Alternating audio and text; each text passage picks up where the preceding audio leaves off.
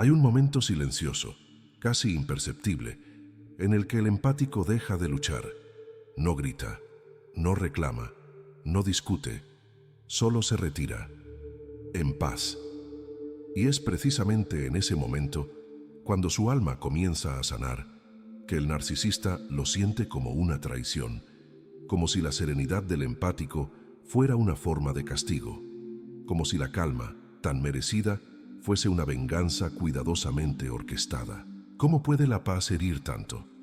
Carl Jung decía que donde reina el amor, hay ausencia de poder, y donde hay poder, falta el amor. Amor y poder parecen dos polos opuestos en la psique humana.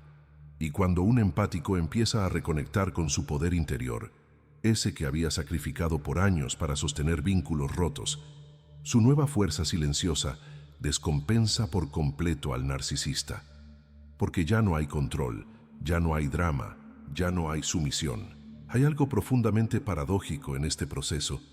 La curación del empático, que ha vivido por tanto tiempo entregando más de lo que tenía, no es ruidosa, no es teatral, es una retirada suave, una mirada clara, una decisión silenciosa de no seguir desgastándose.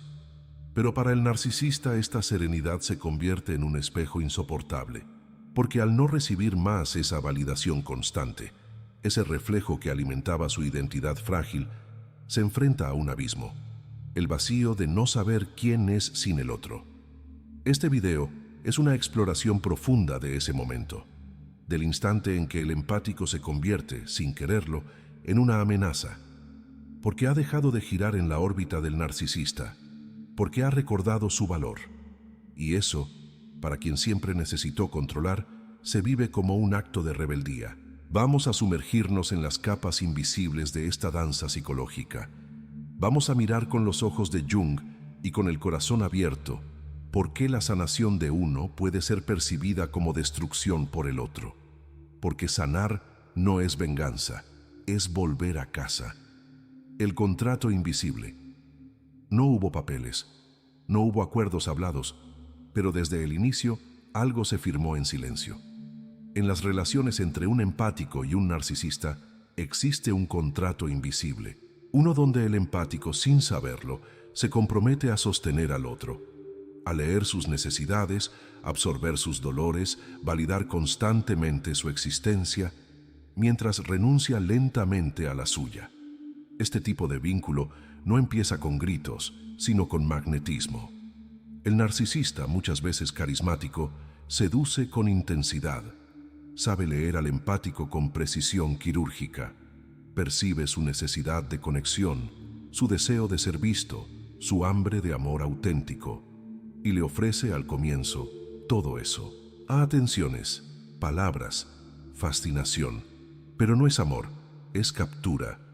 Carl Jung hablaba de la participación mística, un estado psíquico arcaico donde dos personas se funden en un solo campo energético, perdiendo los límites de quién es quién. En esta fusión, el empático baja sus defensas, se entrega, se disuelve. El narcisista, por su parte, se alimenta de esa entrega, y así se forma una danza. El empático da comprensión, cuidado, presencia, perdón, y el narcisista toma. Pero esta dinámica no es sostenible, porque el contrato, aunque nunca dicho en voz alta, exige una sola dirección de flujo, del empático hacia el otro. Su energía emocional se convierte en suministro narcisista. Cuando el empático empieza a despertar, a hacer preguntas, a poner límites, el narcisista entra en estado de alerta, porque al retirar su energía, el empático rompe el contrato no escrito, y eso desestructura al narcisista por completo. Ya no hay espejo, ya no hay combustible emocional. El narcisista, que ha construido una identidad basada en el reflejo del otro, comienza a desmoronarse.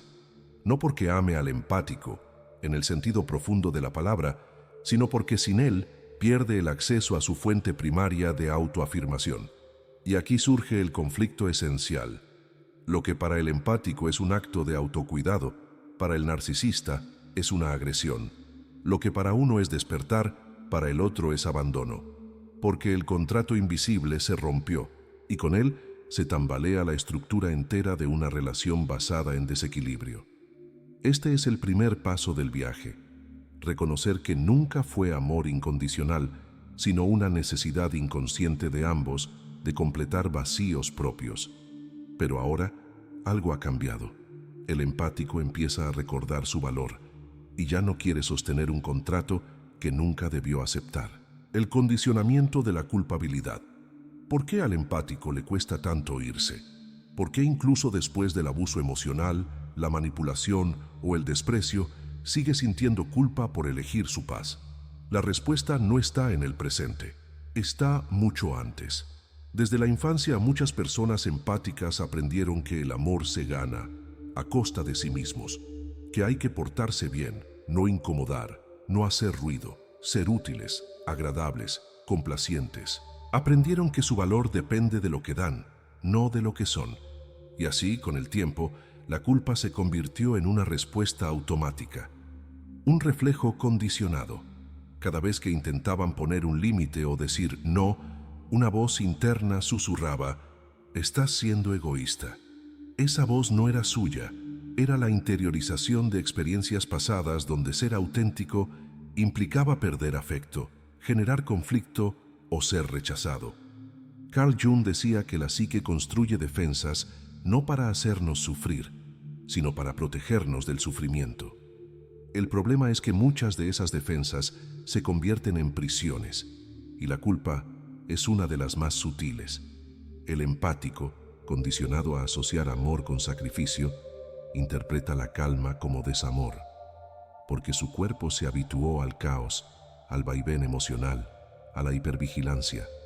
Por eso, cuando finalmente se aleja de una relación tóxica, no siente alivio inmediato, siente ansiedad. El sistema nervioso, entrenado para sobrevivir en medio del drama, no reconoce la paz como segura. La interpreta como amenaza, como si algo estuviera mal, por fin estar bien. Este es uno de los mayores desafíos en la sanación: recalibrar el cuerpo y la psique para habitar la tranquilidad sin culpa. No es suficiente entender con la mente que mereces una vida sana. Tu cuerpo tiene que sentirlo como verdad, y eso requiere tiempo, presencia, compasión y desaprender décadas de condicionamiento. La culpa no es una brújula moral, es un eco del pasado. No significa que estés haciendo algo malo, significa que estás haciendo algo nuevo, y lo nuevo, aunque liberador, siempre asusta al principio. El espejo roto del narcisista. Cuando el empático empieza a poner límites, algo profundo se rompe, pero no en él, sino en el narcisista. Durante mucho tiempo, el empático funcionó como un espejo. Reflejaba sin darse cuenta todo lo que el narcisista necesitaba ver: admiración, importancia, perfección. Pero ese reflejo no era real. Era una proyección sostenida por la entrega constante de quien había aprendido a desaparecer para sostener al otro. El día que el empático dice basta, no lo hace con rabia, sino con claridad. Deja de explicar, de justificar, de sostener, y al hacerlo, el espejo se rompe. Para el narcisista, esta ruptura no es simbólica, es una experiencia psíquica de aniquilación. Sin el otro que le devuelva una imagen idealizada de sí mismo, aparece lo que Jung llamaba una lesión narcisista, una herida profunda en el centro del yo, donde se derrumba la máscara cuidadosamente construida a lo largo de los años. El narcisista no sabe quién es sin el otro. Su identidad no está enraizada en una autenticidad interna, sino en la validación externa. Por eso, el silencio del empático, su ausencia o incluso su indiferencia emocional se sienten como un acto violento, aunque no haya gritos ni reproches. En este punto, el narcisista puede reaccionar con desprecio, frialdad o ataque, no porque sea fuerte, sino porque está en pánico, porque ya no tiene acceso al reflejo que lo sostenía, y lo que queda es un vacío insoportable. Esta es la paradoja. Lo que para el empático es un acto de amor propio, para el narcisista es una amenaza existencial. Pero no es responsabilidad del empático reparar ese espejo. No es su tarea sostener una imagen que nunca fue suya. La madurez emocional implica soltar esa carga y permitir que el otro enfrente su propio abismo, porque a veces amar a uno mismo implica aceptar que otros te odiarán por ello. El retorno a la sombra. Cuando el vínculo entre el empático y el narcisista comienza a romperse, algo más profundo que la relación externa se activa: el encuentro con la sombra. Para Jung, la sombra representa todo lo que negamos, reprimimos o no queremos ver de nosotros mismos.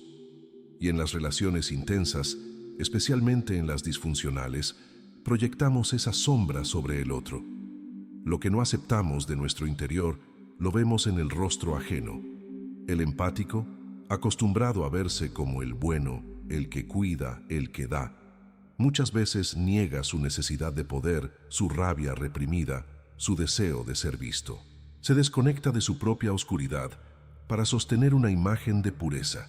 El narcisista, por otro lado, niega su vulnerabilidad, su miedo al abandono, su sensación de vacío. Proyecta una imagen de fortaleza y superioridad, pero lo hace para no enfrentar su propia insignificancia temida. Cuando la relación se rompe, ambos son confrontados con lo que no querían ver. El empático se da cuenta de su adicción a ser necesario, de cómo su identidad se construyó en función de sostener a otros, y no por elección consciente, sino por miedo a no valer por sí mismo. Esa revelación duele, porque implica aceptar que, en el fondo, también hubo manipulación, la de dar para ser querido. El narcisista, al perder el suministro, se ve forzado a mirar su terror a no ser nada sin alguien que lo refleje, y eso puede ser tan abrumador que despierte su furia, su huida o su colapso. Ambos son arrastrados, desde lados opuestos, a mirar su sombra. Y aunque el proceso puede ser brutal, también es profundamente transformador, porque nadie se vuelve libre sin antes atravesar la noche oscura del alma. Este es el retorno a la sombra, no como castigo, sino como oportunidad, el momento en que dejamos de culpar al otro y empezamos a preguntarnos: ¿por qué acepté tanto? ¿Qué parte de mí buscaba esto? ¿Qué necesito integrar para no repetirlo? La sanación comienza cuando dejamos de huir de lo que somos, incluso de nuestras partes menos luminosas, la ilusión del poder. Durante toda la relación, el narcisista pareció tener el control. Decidía cuándo acercarse, cuándo alejarse, cuándo amar y cuándo castigar con el silencio. Parecía invulnerable, firme, dueño del escenario emocional. Pero todo ese poder era una ilusión. Carl Jung nos recuerda que el verdadero poder no se impone, se encarna. No se trata de dominar al otro, sino de gobernarse a uno mismo. Y eso es precisamente lo que el narcisista no puede hacer. No puede habitar su mundo interno sin desmoronarse. Por eso necesita controlar el externo. La manipulación, el juego psicológico, el gaslighting, no nacen de la fuerza, sino del miedo. Miedo a ser descubierto, a ser abandonado, a no ser suficiente. Cada intento de control es una defensa contra un vacío interior que nunca fue enfrentado. Cuando el empático empieza a sanar, a elegir su bienestar, a retirarse sin escándalo, el poder real cambia de manos, porque el poder auténtico no grita, no amenaza, no mendiga. El poder auténtico se manifiesta en la capacidad de elegir sin culpa, de decir no con serenidad, de quedarse en silencio no por miedo, sino por claridad. El empático, al reconectar con su centro, se vuelve inquebrantable, no por dureza, sino por presencia. Ya no necesita convencer al otro, ni demostrar su valor. Se ha vuelto soberano en sí mismo. Y en ese momento, la dinámica cambia por completo. El narcisista percibe, aún sin entenderlo del todo, que ha perdido el control, que ya no puede manipular con la misma eficacia, que su juego emocional ya no tiene efecto, porque el otro ya no está jugando. La verdadera fuerza nace cuando dejamos de buscar validación externa y empezamos a reconocernos desde adentro. Eso no es frialdad, es madurez. La crisis del espejo y la furia narcisista. Cuando el empático se retira, no solo deja un vacío, deja un espejo roto. El narcisista, acostumbrado a mirarse en la devoción del otro, entra en crisis, porque ya no hay reflejo, ya no hay quien lo confirme, lo eleve, lo sostenga. Y lo que emerge en ese silencio es lo que más teme: el vacío interior.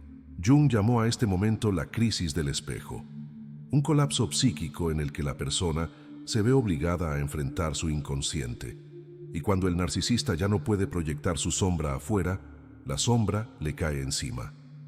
La reacción es casi siempre la misma: furia, ataque, victimismo o difamación. Es el intento desesperado de recuperar el control, de restablecer la narrativa.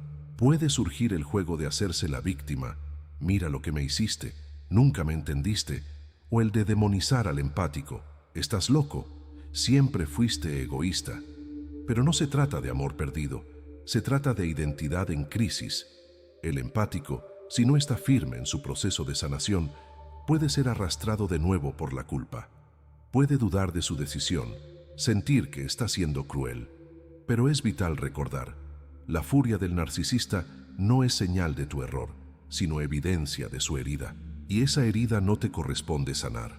La crisis del espejo puede ser el comienzo de un despertar o el inicio de una nueva espiral de manipulación. Depende de si el narcisista está dispuesto a mirarse, algo que, en muchos casos, no sucede. El empático, por su parte, debe resistir la tentación de volver a ser espejo, porque su tarea ya no es reflejar, sino sostenerse a sí mismo. Solo así se rompe el ciclo, solo así comienza la verdadera libertad. La soledad de la sanación. Después del caos llega el silencio, y aunque muchos lo desean, pocos están preparados para habitarlo.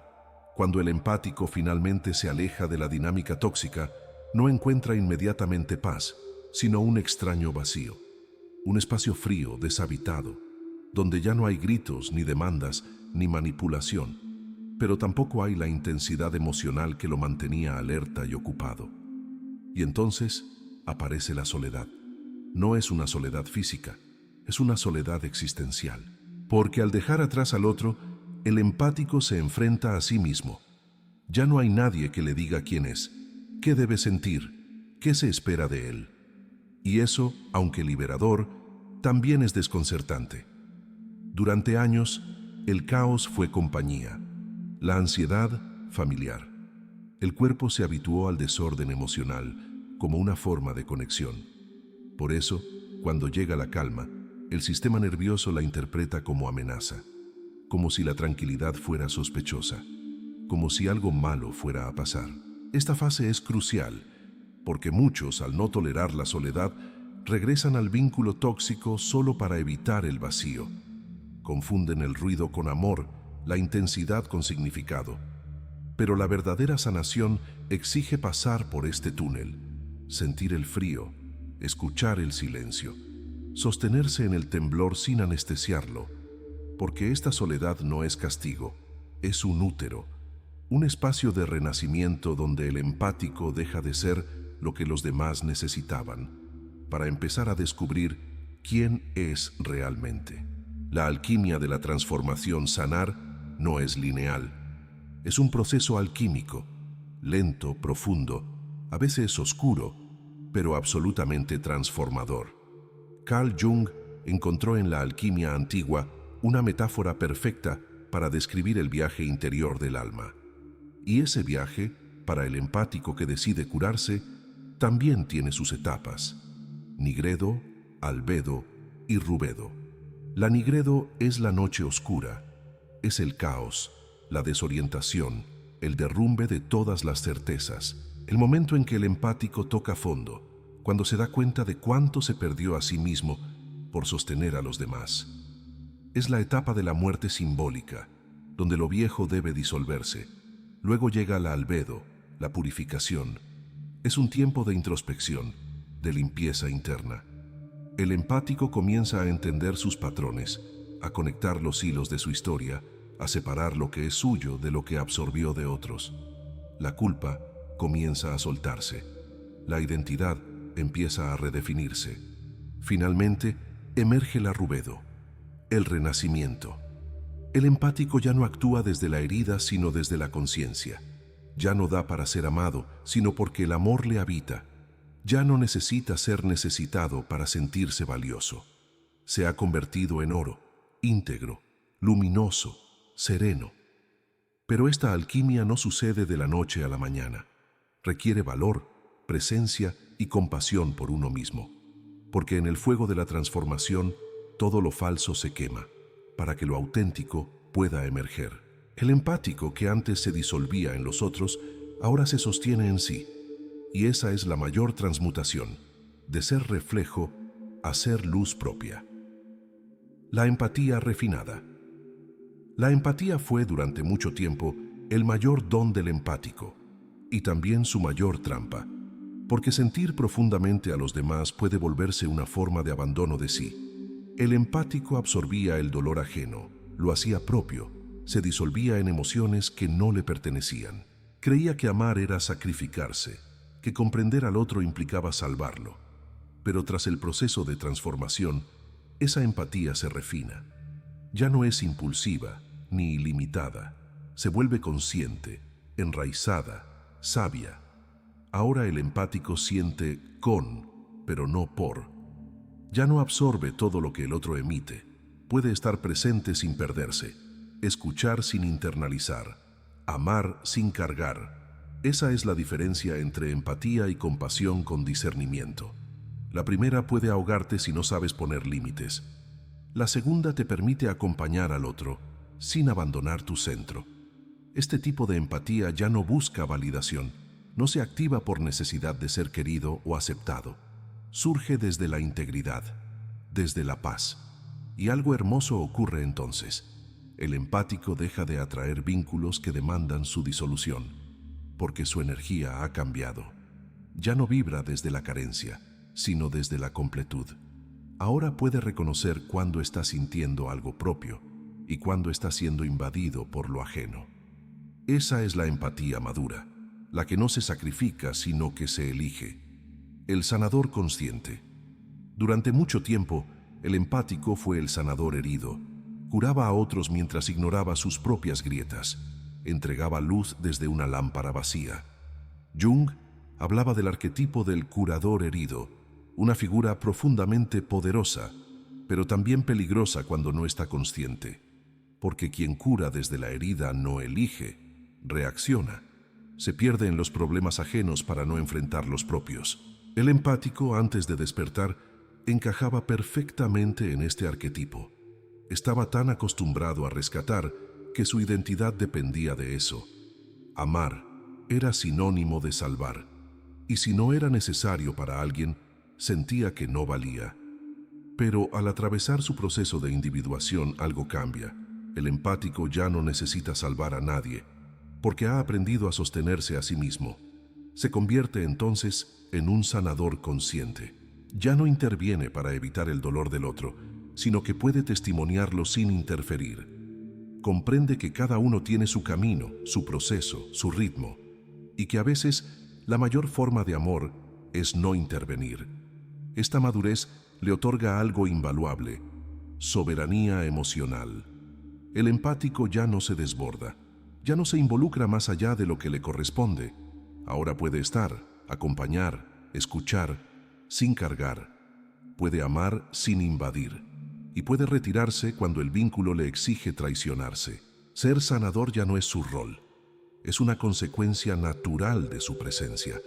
Y eso es libertad. El amor. Después de la individuación. Una vez que el empático ha dejado de buscar completarse en el otro, el amor ya no es un anhelo desesperado, sino una posibilidad serena. Después de la individuación, las relaciones dejan de ser lugares de fusión y rescate. Ya no se ama para llenar vacíos, para apagar heridas, para escapar del miedo.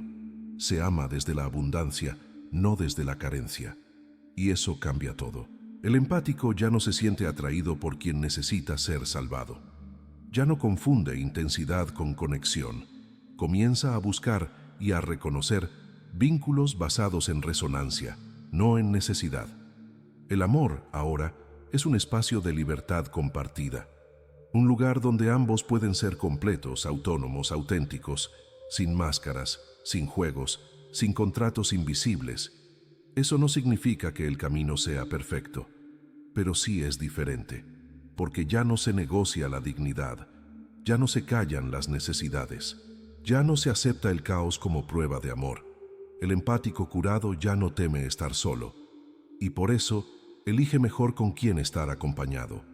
Puede mirar al otro sin idealizarlo, amarlo en su humanidad y también retirarse si ese vínculo exige volver a traicionarse. El amor después de la individuación no es una fusión, es un encuentro de dos fuegos que no se apagan, sino que se alimentan sin consumirse. Es el tipo de amor que no asfixia, sino que respira, la redefinición del yo y lo colectivo. Cuando un empático se cura, no solo cambia su vida, transforma en silencio el tejido invisible de lo colectivo, porque cada vez que alguien rompe una cadena generacional de abuso, abandono o sacrificio, está abriendo una brecha luminosa en el inconsciente de todos. Está diciendo sin palabras, existe otro modo, hay un camino con dignidad, es posible amar sin destruirse. Carl Jung entendía que la verdadera sanación no termina en el individuo. El proceso de individuación, ese viaje hacia el yo más auténtico, tiene un eco inevitable en la conciencia colectiva. Cuando uno se libera, siembra libertad en el campo energético de los demás.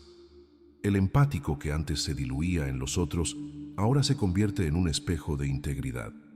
Ya no refleja lo que el otro quiere ver, sino lo que realmente es. Y eso, aunque incómodo para algunos, es profundamente inspirador para otros. Su presencia, antes marcada por la necesidad de agradar, ahora vibra con límites amorosos, con una luz tranquila. No busca convencer, ni educar, ni salvar. Simplemente es. Y desde ese estado de ser, se convierte en un faro. Una referencia para aquellos que aún viven atrapados en relaciones que los apagan. Una señal viva de que el dolor puede transformarse en conciencia, de que la sensibilidad no es debilidad, sino sabiduría refinada por el fuego. El empático soberano ya no vive desde la herida, sino desde el sentido, y su forma de amar, de elegir, de estar en el mundo, ya no se rige por el miedo, sino por la verdad. Entonces, lo que para el narcisista parecía venganza, era, en realidad, recuperación. Lo que parecía frialdad, era libertad. Curar no es destruir al otro, es dejar de destruirse a uno mismo. Curar no es un acto contra nadie, es un acto radical a favor de la vida.